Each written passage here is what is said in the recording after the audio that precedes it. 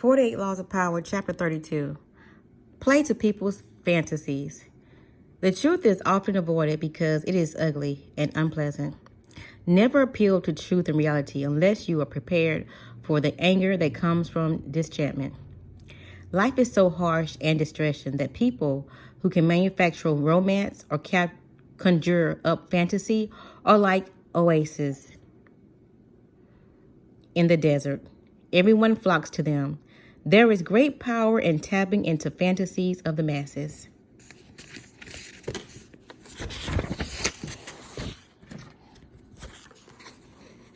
The city-state of Venice was prosperous for so long that its citizens felt their city republic had destiny on its side. In the Middle Ages and High Renaissance, its virtual monopoly on trade to the east made it the wealthiest city in Europe. Under a beneficent republic government, Venetians enjoyed liberties that few other Italians had ever known. Yet, in the 16th century, their fortunes suddenly changed. The opening of the New World century, their fortunes the opening of the New World transferred power to the Atlantic side of Europe, to the Spanish and Portuguese, and later the Dutch and English. Venice could not compete economically, and its empire gradually dwindled. The final blow was the devastating loss of a prized Mediterranean possession, the island of Cyprus, captured from Venice by the Turks in 1570. Now, noble families went broke in Venice and banks began to fold. A kind of gloom and depression settled over the cities. They had known a glistening past, had either lived through it or heard stories about it from their elders. The closeness of the glory years was humiliating. The Venetians half believed that the goddess Fortune was only playing a joke on them, and at the old days would soon return. For the time being, though, what could they do? In 1589, rumors began to swirl around Venus of the arrival not far away of a mysterious man called Il Bardino, a master of archery, a man who had won incredible wealth through his ability, it was said, to multiply gold through the use of secret substance. The rumor spread quickly because a few years earlier, a Venetian nobleman passing through Portland had heard and learned man prophecy that Venus would recover her past glory and power if she could find a man who understood the alchemic art of manufacturing gold. And so, as word reached Venice of the gold, this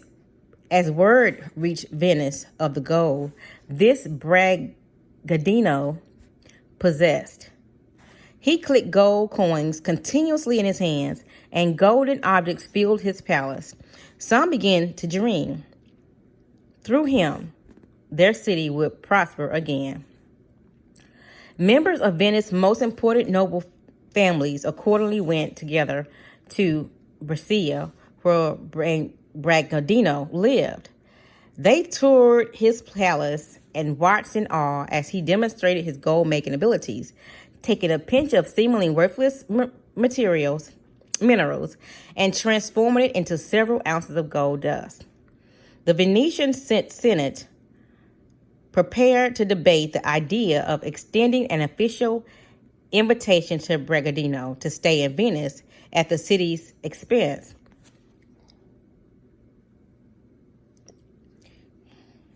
When word suddenly reached them that they were competing with the Duke of Mantua for his services, they heard of a magnificent party in Bragadino's palace for the Duke featuring garments with golden buttons, gold watches, gold plates, and on and on. Worried they might lose Bragadino's to Mantua, the Senate voted almost unanimously to invite him to Venice. promising him the mountain of money he would need to continue living in his luxurious style, but only if he came right away. Late that year, the mysterious Bragadino arrived in Venus with his piercing dark eyes under thick brows and the two enormous black mastiffs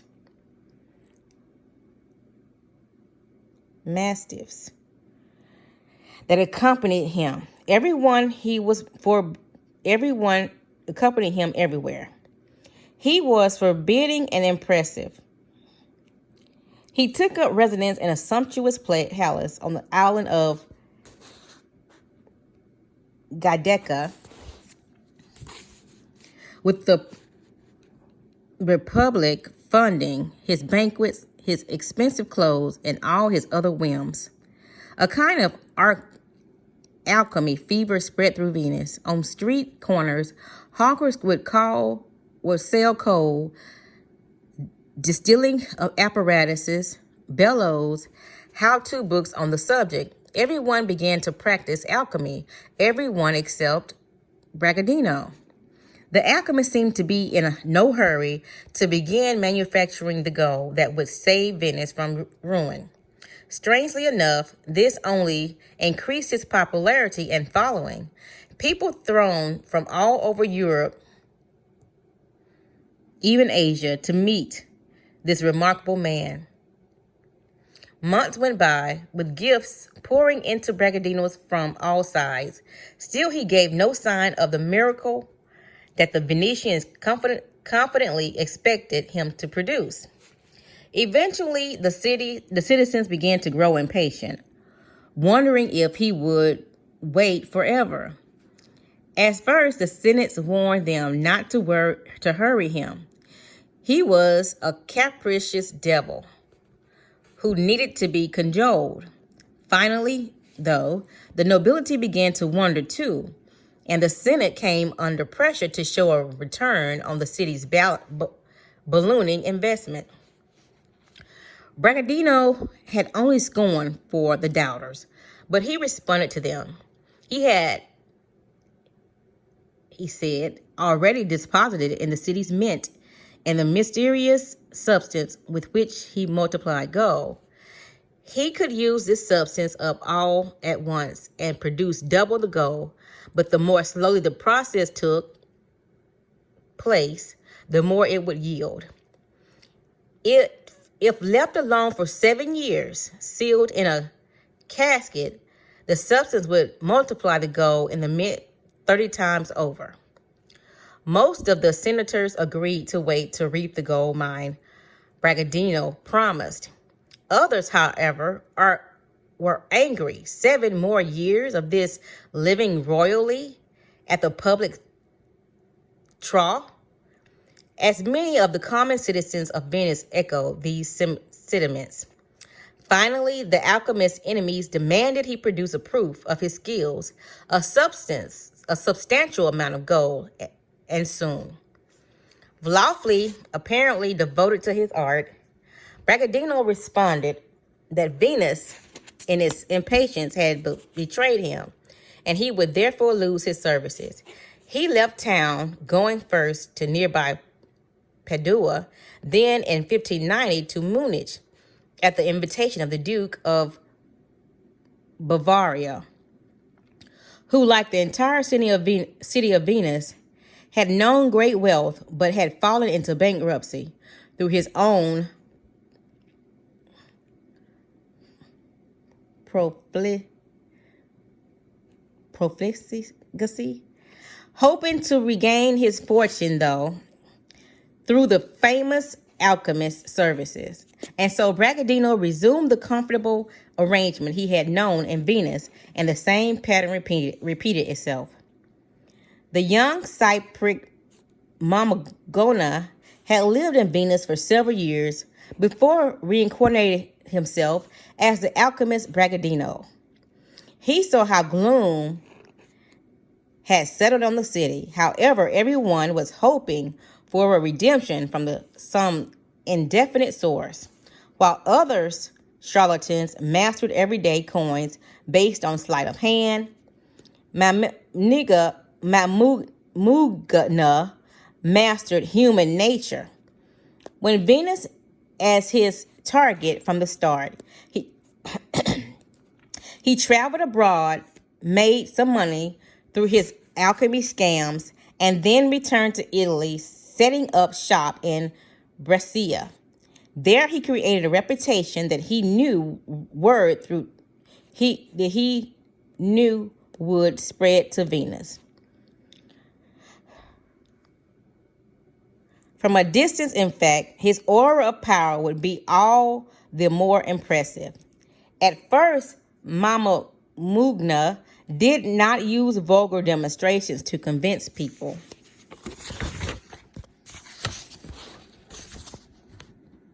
Of his alchemistic skills, his sumptuous palace, his opulent garments, the click of gold in his hands, all these provided a superior argument to anything rational. And these established the cycle that kept him going. His obvious wealth confirmed his reputation as an alchemist, so that patrons like the Duke of Mantua gave him money, which allowed him to live in wealth, which reinforced his reputation as an alchemist, and so on. Only once this reputation was established and dukes and senators were fighting over him did he resort to the trifling necessity of demonstration. By then, however, people were easily to deceive. They wanted to believe. The Venetian senators who watched him multiply gold wanted to believe so badly that they failed to notice the glass pipes up his sleeve, from which he slipped gold dust into his pinches of minerals. Brilliant and capricious, he was the alchemist of their fantasies. And once he had created an aura like this, no one noticed his simple deception. Such is the power of fantasies that take root in us, especially in times of scarcity and decline. People rarely believe that their problems arise from their own misdeeds and stupidity. Someone or something out there is to blame. The other, the world, the gods, or so salvation comes from the outside as well. So salvation comes from the outside as well. Had Bragadino arrived in Venus armed with a detailed analysis of the reasons behind the city's economic decline, of the hard-nosed steps that it would take to turn things around, he would have been scorned. The reality was too ugly and the solution too painful, mostly the kind of hard work that citizens' ancestors had mustered to create an empire. Fantasy, on the other hand, in this case, the romance of alchemy, was easy to understand and infinitely more palatable. To gain power, you must be a source of pleasure for those around you. And pleasure comes from playing to people's fantasies. Never promise a gradual improvement through hard work. Rather promise the moon, the great and sudden transformation, the pot of gold. No man needs despair of gaining converts to the most extravagant hypotheses, who has art enough to represent it in a favorable colors. Fantasy can never operate alone. It requires the backdrop of the humdrum and the mundane. It is the oppressiveness of reality that allows fantasy to take root and bloom. In the 16th century Venus, the reality was of decline and loss of prestige. The corresponding fantasy described a sudden recovery of past glories through the miracle of alchemy. While the reality only got worse, the Venetians inhabited a happy dream world in which their city restored its family's wealth and power overnight, turning dust into gold. The person who can spin a fantasy out of an oppressive reality has access to untold power. As you search for fantasy that will take hold of the masses, then keep your eye on the banal banal truths that weigh heavily on us all. Never be distracted by people's glamorous portraits of themselves and their lives. Search and dig for what really imprisons them. Once you find that, you have a miracle key that will put great power in your hands. Although times and people change, let us examine a few of the oppressive realities that endure and the opportunities for power that they provide. The reality: change is slow and gradual.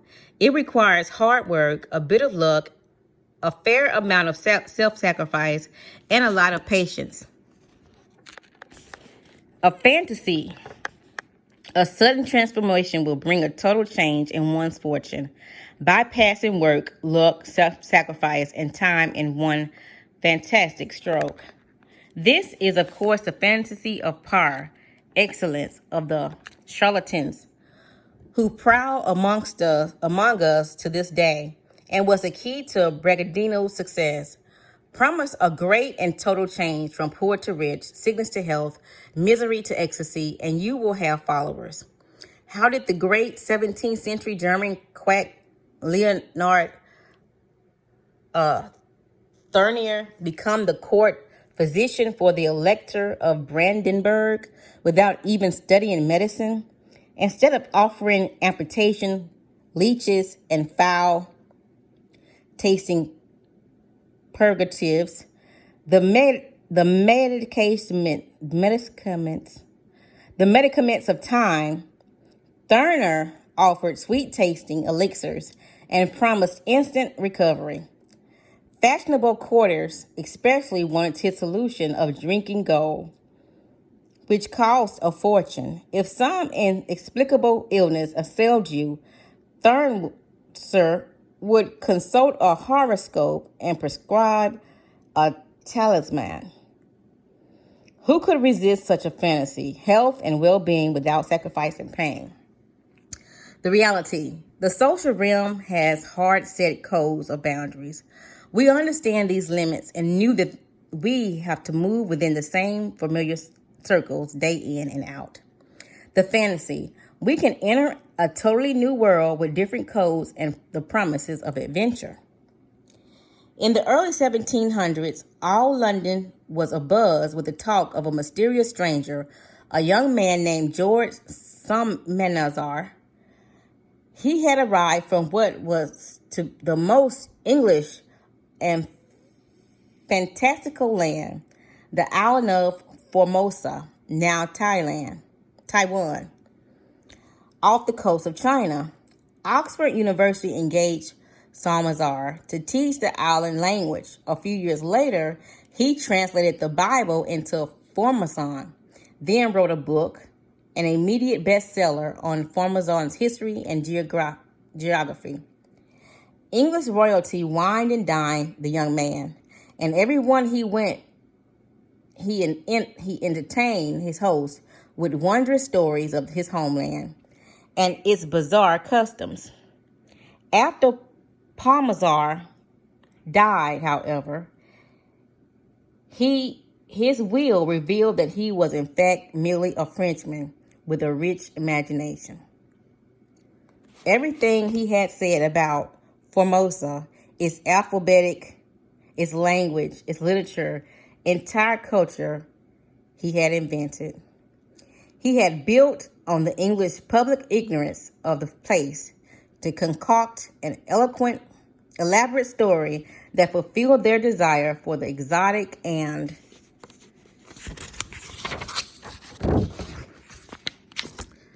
strange. British culture's rigid control of people's dangerous dreams gave him the perfect opportunity to exploit their fantasy. The fantasy of the exotic, of course, can also skirt the sexual. It must not come too close, though, for physical hinders the power of fantasy. It can be seen, grasped, and then tired of. The fate of most courtesans.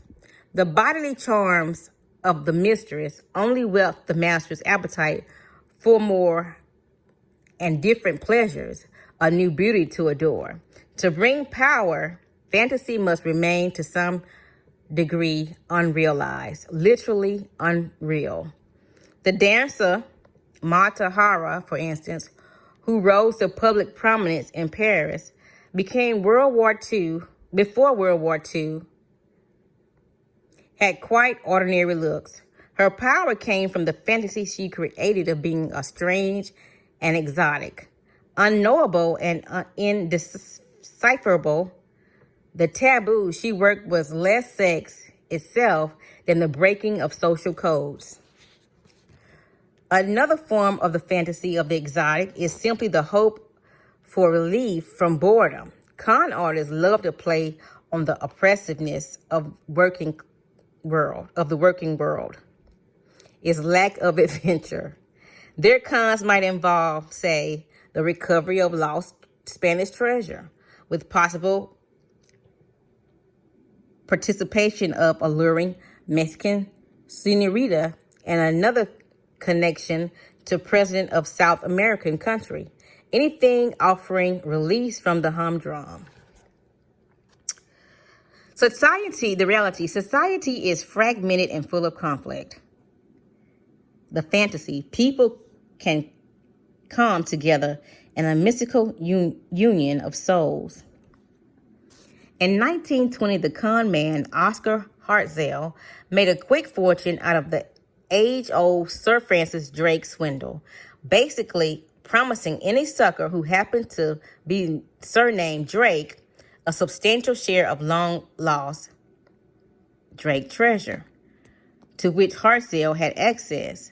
Thousands across the Midwest fell for the scam, which Hartzell cleverly turned into a crusade against the government and everyone else who was trying to keep the Drake fortune out of the rightful hands of its heirs.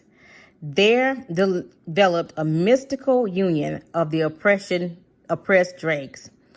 With emotional rallies and meetings, promise such a union, you can gain much power, but it is dangerous power that can easily turn against you. This is a fantasy for demagogues to play on. The reality, death. The death cannot be brought back. The past cannot be changed. The fantasy, a sudden reversal of this intolerable fact. This con has many variations, but requires great skill and subtlety. The beauty and importance of the art of Vermeer have long been recognized, but its paintings are small in number and are extremely rare. In the 1930s, though, Vermeers began to appear on the art market. Experts were called on to verify them and pronounce them real. Possession of these new Vermeers would crown a collector's career. It was like the resurrection of Lazarus. In a strange way, Vermeer had been brought back to life. The past had been changed. Only later did it come out that the new veneers were the work of a middle-aged Dutch forger named Han van Meegeren. He had chosen Vermeer for his scam because he understood fantasy. The painting would seem real precisely because the public and the experts as well so desperately wanted to believe they were. Remember, the key to fantasy is distance. The distance has allure and promise. Seem simple and problem-free. What you are offering then should be ungraspable.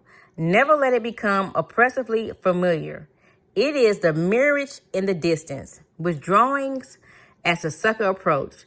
Never be too direct in describing the fantasy. Keep it vague. As a forger of fantasies, let your victim come close enough to see and be tempted, but keep him far away enough that he stays dreaming and desiring. The moon, unattainable, always changing shape, disappearing and reappearing. We look at it, imagine, wonder, and pine, never familiar, continuous provoker of dreams. Do not offer the obvious, promise the moon. A lie is an allurement and a fabrication that can be embellished into fantasy. It can be clothed in a raiment of mystic conception. Truth is cold, sober, fact, not so comfortable to absorb. A lie is more palatable. The more detested people in the world is the one who always tell the truth, who never romances. I found it far more interesting and profitable to romance than to tell the truth. The Yellow Kid.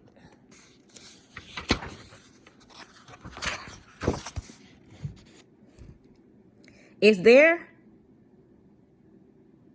there is power in tapping into fantasies of the masses, there is also danger. Fantasy usually contains an element of play. The public half realizes it is being duped, but it keeps the dream alive anyway, relishing the entertainment and the temporary diversion from the everyday that you are providing. So keep it light. Never come too close to the place where you are actually expected to produce results. That place may prove extremely hazardous. After Bragadino established himself in Munich, he found that the sober-minded Bavarians had far less faith in alchemy than temperamental Venetians. Only the Duke really believed in it, for he needed it desperately to rescue him from the hopeless mess he was in. As Bragadino played his familiar waiting game, accepting gifts and expecting patience, the public grew angry. Money was being spent and was yielding no results. In 1952, the Bavarians demanded justice, and eventually Bragadino found himself swinging from the gallows. As before, he had promised and had not delivered, but this time he had misjudged the forbearance of his host, and his inability to fulfill their fantasy proved fatal. One last thing, never make the mistake of imagining that fantasy is always fantastical. It certainly contrasts with reality, but reality itself is something sometimes theatrical and stylized. That fantasy becomes a desire for simple things. The image Abraham Lincoln created of himself, for example, as a homespun country lawyer with a beard, made him the common man's president. B.T. Barnum created a successful art act with Tom Thumb, a dwarf who dressed up as a famous leader of the past, such as Napoleon, and lampooned them wickedly. The show delighted everyone, right up to Queen Victoria, by appealing to the fantasy of the time. Enough of the vainglorious rulers of history. The common man knows best. Tom Thumb reversed the familiar patterns of fantasy, and with the strange and unknown becomes the ideal. But the act still obeyed the law, for underlying it was the fantasy that the simple man is without problems and is happier than the powerful and the rich. Both Lincoln and Tom Thumb played the commoner, but carefully maintained their distance. Should you play such a fantasy, you too must be carefully cultivate distance, not allow your common persona to become too familiar, or you will not project as fantasy.